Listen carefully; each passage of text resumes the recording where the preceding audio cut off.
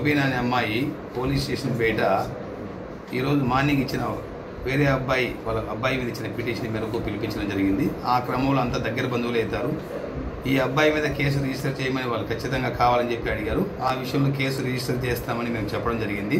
అయితే వాళ్ళను ఉదయం నుండి పిల్లవాళ్ళ భవిష్యత్తు పాడైపోతుంది కాబట్టి కేసు వద్దని చెప్పి వాళ్ళని రిక్వెస్ట్ చేస్తే వాళ్ళు విన్నందువలన తన పిల్లవాడి భవిష్యత్తు పాడైపోతుందని చెప్పేసి ఆందోళనతో బయటకు పోయిన తర్వాత మాతో పాటు మా కేసు కూడా రిజిస్టర్ చేయమని చెప్తే మేము చేస్తామని చెప్పాము. అయితే వాళ్ళు వినందువల్ల ఈ పిల్లవాడి భవిష్యత్తు పాడైపోతున్న ఉద్దేశంతో ఆందోళనతో ఆవేశంతో ఆమె చేతులు కోసుకునే ప్రయత్నం చేసింది. వెంటనే ఆమెను ఆపి హాస్పిటల్కి పంపడం జరిగింది.